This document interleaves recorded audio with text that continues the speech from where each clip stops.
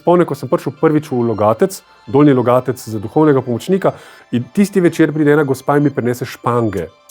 Rečem, ok, super, pa še zakaj pa? Pa pravi, da si boste lahko lase uredil. Gospa, pa se Jezus je imel tudi dolge lase. Pa gospa reče nazaj, ja že, ampak takrat niso poznali frizerjev. Ko greš k otrokom, pa jim rečeš, dragi otroci, kaj dela greh? In otroci bodo rekli, greh jemlje svobodo. Ja, super, kaj pa dela zapor? Ja, jemlje svobodo. Mislim, da je v Svetem pismu ogromno oseb, ki so prestajale kazen zapora. Konec koncev tudi šef, zdaj mi rekel Jezus Kristus, je bil v zaporu.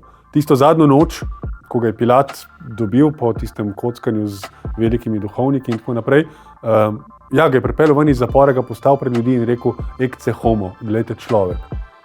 In ljudje so začeli piti, križe ga. In Pilat, kaj pa vendar hudega naredil. Ja, tako, mislim, malo se je tip zgovarjal, roke si je umil, pa rekel, dajte ga vi.